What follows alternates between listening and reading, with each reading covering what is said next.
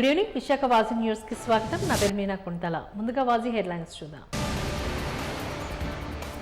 ప్రపంచానికి తెలుగు జాతి గౌరవాన్ని చాటి చెప్పిన ఘనత మాజీ ముఖ్యమంత్రి ఎన్టీఆర్ కి దక్కుతుందన్న మాజీ మంత్రి సహా పలువురు నాయకులు. ఎన్టీఆర్ 28వ వర్ధంతి నేపథ్యంలో ఘన నివాళులర్పించిన టీడీపీ జనసేన నాయకులు. ఈ నెల 22 నుంచి 30 వరకు జరగనున్న అఖిల భారత పోలీస్ కమాండో ఛాంపియన్షిప్ కాంపిటీషన్స్ 2024 వివరాలను వెల్లడించిన గ్రే హ్యాండ్స్ అదనపు డీజీపీ రాజీవ్ కుమార్ మీనా. పెండింగ్ లో ఉన్న ఆర్టీసీ కార్మికుల సమస్యను పరిష్కరించాలన్న ఏపీఎస్ఆర్టీసీ నేషనల్ మజ్దూర్ యూనియన్ నాయకులు వెంటనే 1/2019 సర్క్యులర్ను అమలు చేసి రద్దు చేసిన షెడ్యూల్ను పునరుద్ధరించాలంటూ డిమాండ్. ఇక డీటెయిల్స్ చూద్దాం. పేదలందరికీ ఇల్లు పథకంలో భాగంగా లబ్ధిదారులకు ఇప్పటి వరకు 4500.19 కోట్ల బ్యాంకు రుణాలు అందించినట్లుగా సీఎం జగన్ పేర్కొన్నారు. వీటిపైన లబ్ధిదారులు చెల్లిస్తున్న వడ్డీ మొత్తాన్ని ఏడాదికి 2 విడతలుగా అందిస్తున్నట్లుగా ఆయన వివరించారు. తాడేపల్లి క్యాంపు కార్యాలయంలో గురువారం నాడు జరిగిన వడ్డీ రీఎంబర్స్మెంట్ కార్యక్రమంలో అర్హులైన 4,07,323 మంది లబ్ధిదారులకు గాను 46.90 కోట్ల వడ్డీ రాయితీ మొత్తాన్ని విడుదల చేశారు. ఈ సందర్భంగా సీఎం జగన్ మాట్లాడుతూ ఒక్కో ఇంటి స్థలం మార్కెట్ విలువ ప్రాంతాన్ని బట్టి 2.5 లక్షల నుంచి 15 లక్షలు పలుకుతున్న పరిస్థితిలో ఇళ్ల పట్టాలు ఇళ్ల ద్వారా ప్రతి పేద అక్క చెల్లెమ్మలకు కనీసం 5 లక్షల నుంచి 20 లక్షల వరకు లబ్ధి.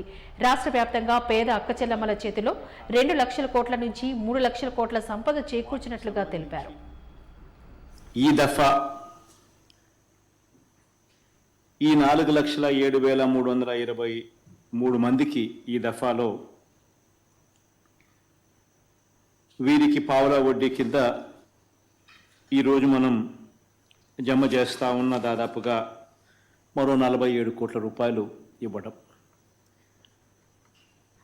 ఈ కార్యక్రమంలో ప్రతి 6 నెలలకు ఒకసారి ఈ కార్యక్రమం జరుగుతూ పోతూ ఉంది. గతంలో 0 వడ్డీ డబ్బులు అక్క చెల్లెమ్మలకు రిలీజ్ చేసినప్పుడు దాదాపుగా 5,43,140 మందికి అప్పట్లో ఈ కార్యక్రమం కింద 54 కోట్ల రూపాయలు అప్పట్లో రిలీజ్ చేయడం జరిగింది. దాంతో ఆ ప్రోగ్రాంతో పాటు మళ్ళీ ఇప్పుడు ఈరోజు మరో 4,07,323 మందికి వాళ్ళ ఈ 6 మంత్స్లోకి వచ్చిన జాబితాలో వీళ్ళకి ఈరోజు మరో 47 కోట్లు రిలీజ్ చేస్తా ఉన్నాం. పావులా వడ్డీకే ఇలా ప్రతి అక్క చెల్లెమ్మకు కూడా మంచి జరిగిస్తూ 35,000 రూపాయలు వాళ్లకు వెసులుబాటు కల్పిస్తూ వాళ్లకు ఇస్తూ తద్వారా వాళ్ళ ఇళ్ల నిర్మాణం పురోగతి స్పీడ్ను వేగం పెంచే కార్యక్రమం ఒక మంచి ఉద్దేశంతో జరుగుతూ ఉంది. ఒకసారి గమనించినట్టే అయితే ఈ కార్యక్రమంలో భాగంగా బహుశా దేశ చరిత్రలో ఎప్పుడూ కూడా జరగని విధంగా ఎవరు సాహసం కూడా బహుశా చేయని విధంగా మన రాష్ట్రంలో అయితే ఎప్పుడూ కూడా జరగలేదు. ఏకంగా 31,19,000 ఇళ్ల స్థలాలు నా అక్క చెల్లెమ్మలకు ఇవ్వగలగడం, 31,19,000 ఇళ్ల స్థలాలు నా అక్క చెల్లెమ్మలకు ఇవ్వగలగడం. ప్రపంచానికి తెలుగు జాతి గౌరవాన్ని ప్రపంచానికి చాటి చెప్పిన ఘనత మాజీ ముఖ్యమంత్రి దివంగత ఎన్టీఆర్కే దక్కుతుందంటూ ఎమ్మెల్యే గంటా శ్రీనివాసరావు హితో పలికారు. స్వర్గీయ నందమూరి తారక రామారావు 28వ వర్ధంతి సందర్భంగా గురువారం టీడీపీ జిల్లా అధ్యక్షులు పల్లా శ్రీనివాసరావు అధ్యక్షతన వర్ధంతి కార్యక్రమం బీచ్ రోడ్లో ఎన్టీఆర్ విగ్రహం వద్ద ఘనంగా నిర్వహించారు. ఈ సందర్భంగా గంటా మాట్లాడుతూ ఎన్టీ రామారావు రాజకీయాల్లోకి వచ్చిన తొలి రోజుల్లో ప్రభంజనం సృష్టించారని అన్నారు. ఆయన రాష్ట్ర ముఖ్యమంత్రిగా అనేక సంక్షేమ కార్యక్రమాలు ప్రజలకు అందించారని, ఆయన చేసిన సేవలను కొనియాడారు. తొలుత ఎన్టీఆర్ విగ్రహానికి గంటా శ్రీనివాసరావు, జిల్లా అధ్యక్షులు పల్లా శ్రీనివాసరావు, పార్లమెంట్ ఇన్ఛార్జ్ శ్రీ భారత్, శాసనసభ సభ్యులు వెలగపూడి రామకృష్ణబాబు, గణబాబు, మాజీ ఎమ్మెల్యే గండి బాబ్జీ, జిల్లా ప్రధాన కార్యదర్శి Pasarla Prasad, GVMC floor leader Peela Srinivasarao, రాష్ట్ర ప్రధాన కార్యదర్శి మహమ్మద్ నజీర్, చోడే పట్టాభిరామ్ తదితరులు పొలమాల వేసి ఘనంగా నివాళులర్పించారు.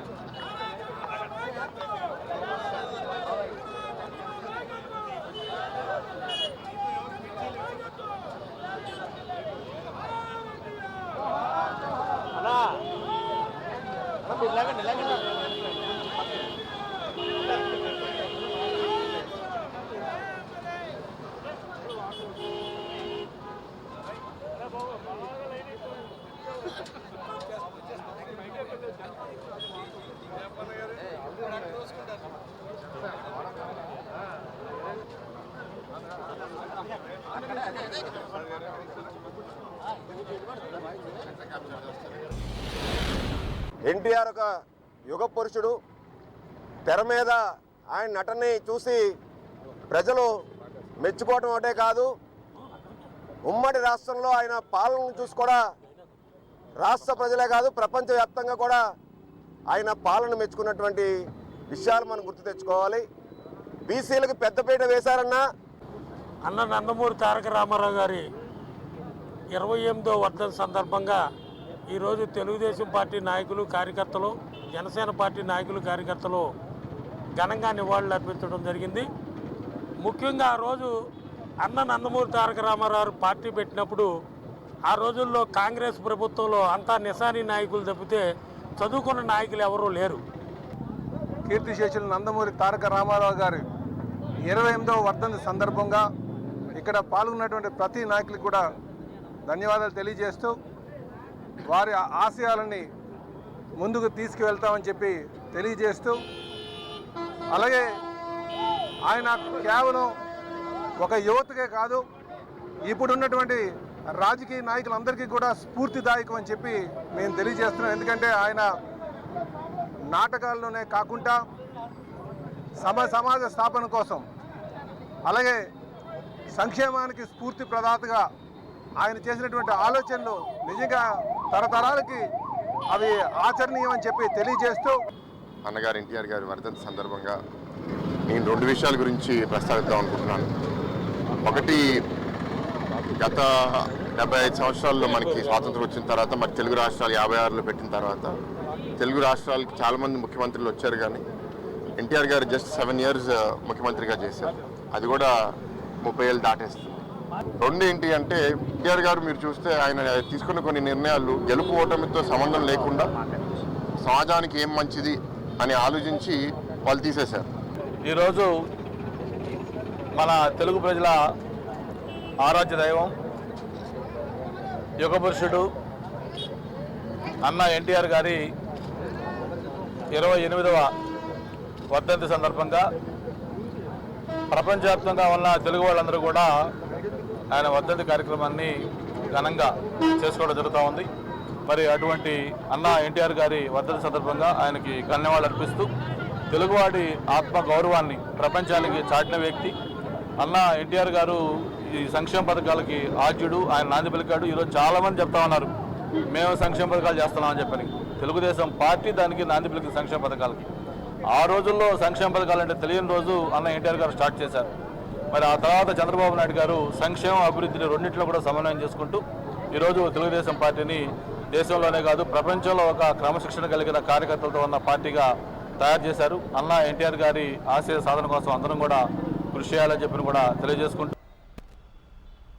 త్వరలోనే ఎన్నికలు రానున్న నేపథ్యంలో ఏ విధంగా ముందుకు వెళ్లాలన్న విషయంపైన నేడు నిర్వహించిన సమావేశంలో నిర్ణయించామంటూ తెలిపారు.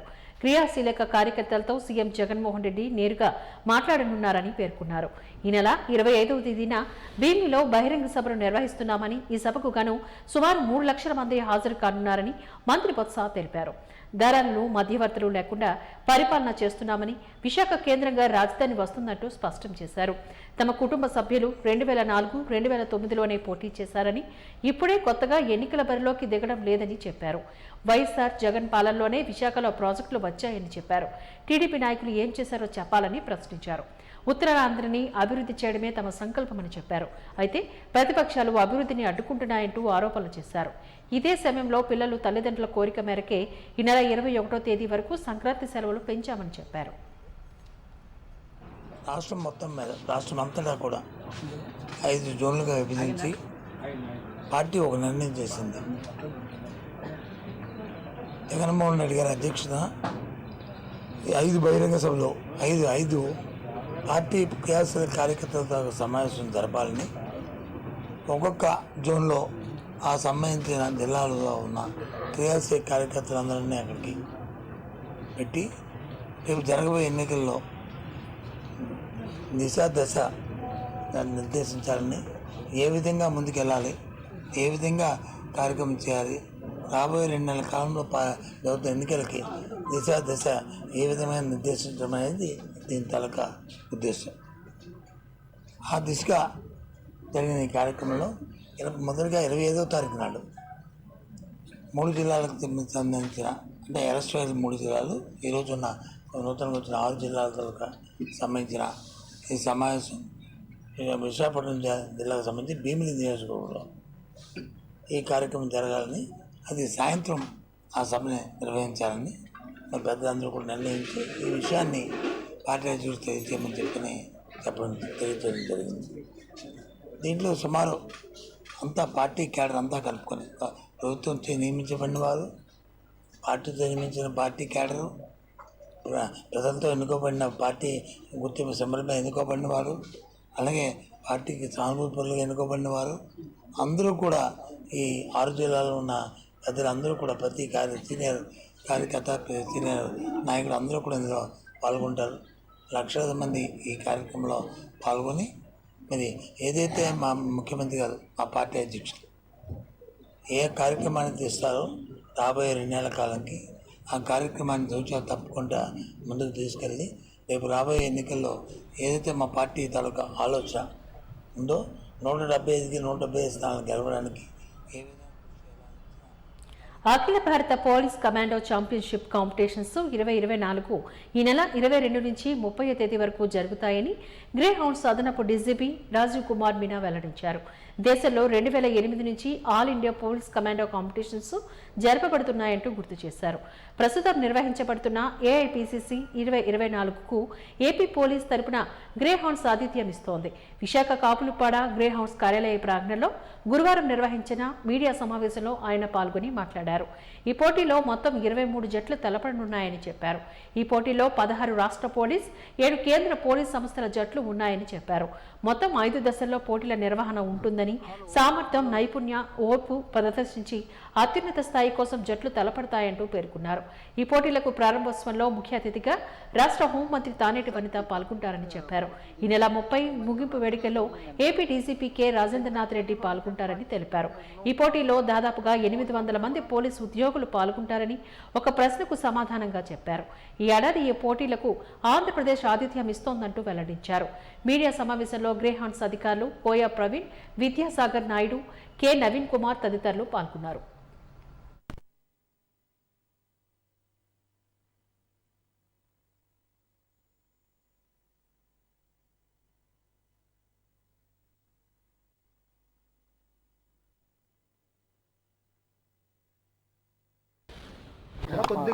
ఇది 14వ all India police commando competition ఈసారి ఆంధ్రప్రదేశ్ పోలీస్ హోస్ట్ చేస్తున్నారు. ఇన్ దట్ 22 తేదీ నుంచి ఇనాగ్రేషన్ ఉంది.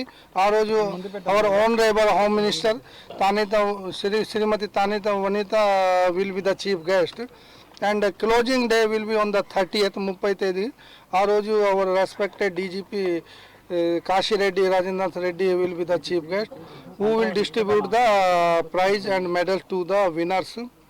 ఈ కమాండో మీట్లో జనరలీ 5 స్టేజ్ ఉన్నాయి. ఈ 5 స్టేజ్లో వేరే వేరే స్కిల్ అండ్ ఎండ్యూరెన్స్ చెక్ చేస్తున్నాము. And to check those endurance and their skills బయట నుంచి టెక్నికల్ కమిటీ పర్సన్స్ వచ్చారు. They will judge the performance of the all 23 teams. ఈ కాంపిటీషన్లో టోటల్ 23 టీమ్స్ ఉన్నాయి. Out of them 16 are from the state and 7 మంది from the central paramilitary force నుంచి వస్తున్నారు. Total 23 teams participate చేస్తారు. దివంగత నేత మాజీ ముఖ్యమంత్రి నందమూరి తారక రామారావుకు భారతరత్న ఇచ్చి గౌరవించాలి అంటూ టీడీపీ నాయకులు బైరెడ్డి పోతనరెడ్డి డిమాండ్ చేశారు. ఎన్టీఆర్ 28వ వర్ధంతిని పురస్కరించుకుని పెదవాల్తేరులో ఎన్టీఆర్ విగ్రహానికి పూలమాలలు వేసి ఘన నివాళులర్పించారు. ఈ సందర్భంగా బైరెడ్డి పోతనరెడ్డి మాట్లాడుతూ సంక్షేమ పదాలకు, పేదవాడి అవసరాలకు ప్రధానుగుణంగా వైద్య, విద్య, ఆరోగ్య మౌలిక సదుపాయాలను అందించిన ఘనత కేవలం స్వర్గీయ ఎన్టీఆర్కే దక్కుతుందని చెప్పారు. తెలుగు జాతి గౌరవాన్ని చాటి చెప్పిన ఎన్టీఆర్ అని పేర్కొన్నారు.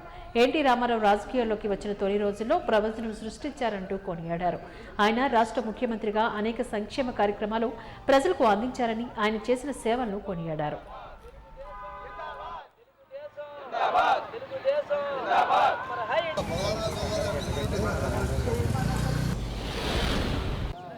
తెలుగుదేశం పార్టీ వ్యవస్థాపక అధ్యక్షులు స్వర్గీయ నందమూరి తారక రామారావు గారు 27 సంవత్సరాల నేటికి మరి మరణించి అతడు తెలుగు ప్రజల హృదయాల్లో చిరస్థాయిగా నిలిచినటువంటి వ్యక్తి. మానవత విలువల మణిహారం, నిజాయితీకి నిలువెత్తెద్దం, ఆడపడుచుల అంతరంగాల్లో అతని స్థానం పదిలం, బడుగు బలహీన వర్గాల్లో గుండెల్లోని అతని స్థానం చిరస్థాయి, యువత గుండెల్లోని ఆనాటి యువత గుండెల్లోని కూడా మరి చిరస్థాయిగా ఉండి ఎంతోమంది రాజకీయ నాయకులకు రాజకీయ భిక్ష పెట్టినటువంటి మహానుభావుడు స్వర్గీయ నందమూరి తారక రామారావు గారు. ఆ రోజు సంక్షేమ ఫలాలు, అభివృద్ధి ఫలాలు ఈ రాష్ట్రానికి, 2 రాష్ట్రాలకు కూడా, తెలుగు రాష్ట్రాలకు అందించినటువంటి ఘనత ఏదైనా ఉందంటే స్వర్గీయ నందమూరి తారక రామారావు గారు. ఈరోజు మా రాష్ట్ర తెలుగుదేశం పార్టీ ఆర్గనైజింగ్ సెక్రటరీ మిత్రులు చోడు వెంకట పట్టాభిరామ గారి ఆధ్వర్యంలోనే మరి ఈరోజు పూలదండ కార్యక్రమం అన్నగారికి ఘనమైన నివాళులు అర్పించడం జరుగుతూ ఉన్నది. అలాగే తూర్పు నియోజకవర్గం విశాఖపట్నంలో అన్ని వార్డుల్లో కూడా 98 వార్డుల్లో కూడా అనేక సేవా కార్యక్రమాలు స్వచ్ఛందంగా చేయడం జరుగుతూ ఉన్నది. మరి ఏదైతే అన్నగారు అటు రాజకీయ రంగంలో ఇటు సినీ రంగంలో మరి మగుటం లేని మహారాజుగా వెలుగొందినటువంటి వ్యక్తి, ఆనాటి నుంచి నేటి వరకు కూడా మా అందరు తెలుగుదేశం పార్టీ అభిమానులు కానీ, ప్రజలది కానీ, తెలుగుదేశం పార్టీ కుటుంబ సభ్యులది కానీ ఒకటే ఒక కోరిక, మరి తెలుగువాడికి ఈ ప్రపంచాన్ని గుర్తింపు తెచ్చినటువంటి సంక్షేమ ఫలాలు, అభివృద్ధి ఫలాలు అందించిన వ్యక్తి ఎవరైతే స్వర్గీయ నందమూరి తారక రామారావు గారు ఉన్నారో వారికి భారతరత్న ఇవ్వాలని మేము ఎప్పటి నుంచో కూడా చెబుతా ఉన్నాము. ఇప్పటికైనా సరే భారత ప్రభుత్వం గుర్తించి అతనికి భారతరత్న ఇస్తేనే సరైన గౌరవం ఇచ్చినట్లు లెక్క.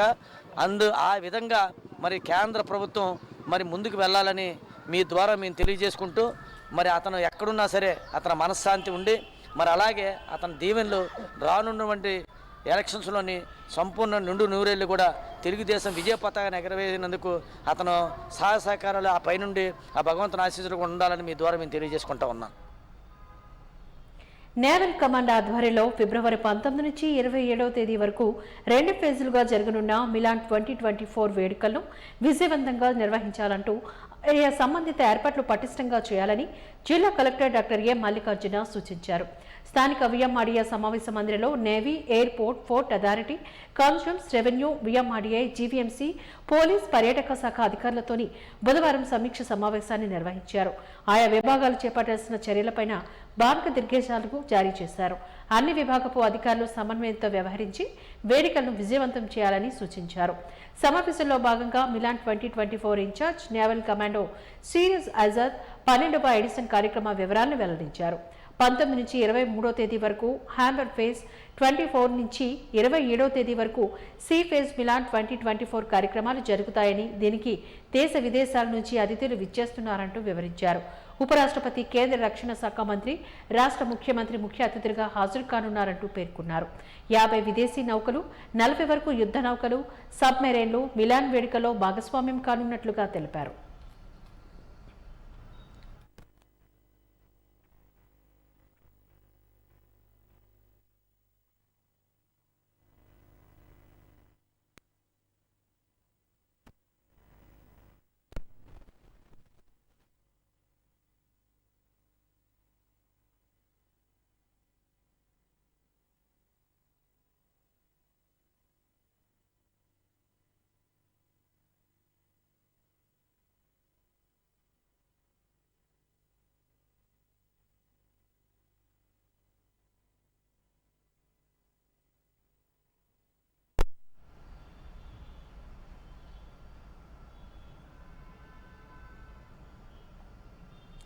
విశాఖపట్నం రైల్వే గ్రౌండ్స్ లో మార్వడి క్రికెట్ సీజన్ 1 క్రికెట్ మ్యాచ్లు ముగిశాయి.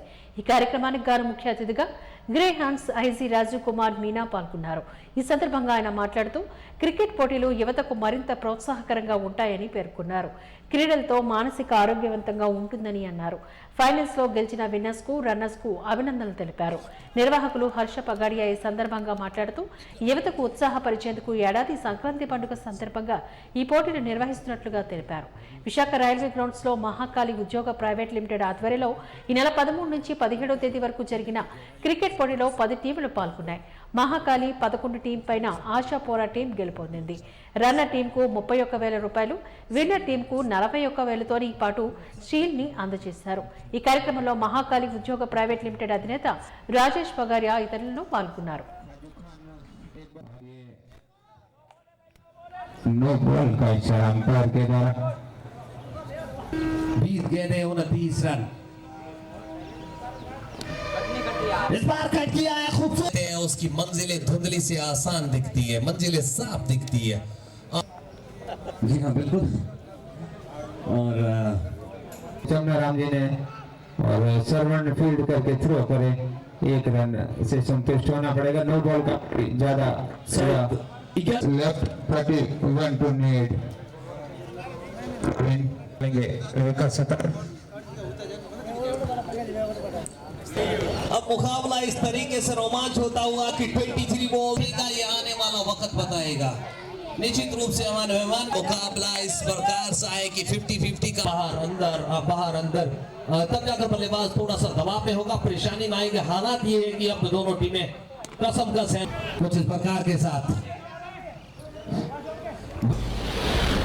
We are very lucky that we got this opportunity to participate in this community function. Our company totally believes in sponsoring and supporting the youth and sports and sportsmanship. Today it is a very great event and the teams played very well, and we are very much thankful to our chief guest Meena sir, who has already told that he has come here thrice. His presence adds value to our entire sportsman spirit and this event. That आज मेरे को मौका मिला इस Marwari league 2024 final देखने का. Match was very good. Both team fought very well. जो cricket match है लास्ट ओवर तक गया and both team tried their level best, but कैसे भी एक टीम को जीतना ही था, तो that team which played first they could not win, and the second team they chased the 91 run target. And opening day also I came. जब मैं पहले दिन आया उस दिन भी मैं देखा कि दोनों टीमों ने बहुत अच्छा गेम खेला और आज का गेम भी बहुत सुपीरियर गेम था. And once I congratulate the winner team as well as runners team. I hope that next time runners team will do better. And I also thank the Mahakali Udyog Limited that they have sponsored this tournament, and I think this is my third or fourth time that I have come here to see this inaugural or closing function, and this will definitely develop the camaraderie among the community and the people that they played, and they have shown very good team spirit. So once again I congratulate the winner team as well as runners, and I thank the Mahakali Udyog that they have sponsored such a beautiful tournament. Thank you. Pending లో ఉన్న RTC కార్మికుల సమస్యలు పరిష్కరించాలని relay నిరాహార దీక్షలను GVMC Gandhi విగ్రహం వద్ద గురువారం ఉదయం 9 గంటలకు APSRTC Andhra Pradesh public transport department national Mazdoor unit association నేతృత్వంలో ప్రారంభించారు. తమ డిమాండ్స్ నెరవేర్చాలని ఈ రిలే నిరాహార దీక్షలో ఆఫ్ డ్యూటీ కార్మికులు పాల్గొన్నారు. ఈ సందర్భంగా యూనిట్ రీజనల్ సెక్రటరీ కృష్ణ మాట్లాడారు. వెంటనే 1/2019 సర్కులను అమలు చేసి రద్దు చేసిన షెడ్యూల్ని పునరుద్ధరించాలని డిమాండ్ చేస్తున్నారు. ఏఏఎస్ ఇంక్రిమెంట్స్ కలిపి గ్రేడ్ 1 అన్ని కేటగిరీ ప్రమోషన్లు ఇవ్వాలని ఆయన విజ్ఞప్తి చేశారు. అలాగే కౌన్సిలింగ్ ద్వారా ఛార్జీలు వేసి షెడ్యూల్స్ ట్రాన్స్ఫర్ని నిలుపుదల చేయాలని హితవు పలికారు. అన్ని కేసులు అదే డిపోలో పోస్టింగ్స్ ఇచ్చి అక్రమ ట్రాన్స్ఫర్లను ఆపాలని కోరుతున్నారు. ఈ దీక్షలో ఎన్ఎంయుఏ అన్ని డిపోల కార్యదర్శులు, డివిజనల్ సెక్రటరీ, జోనల్ సెక్రటరీలు పాల్గొన్నారు.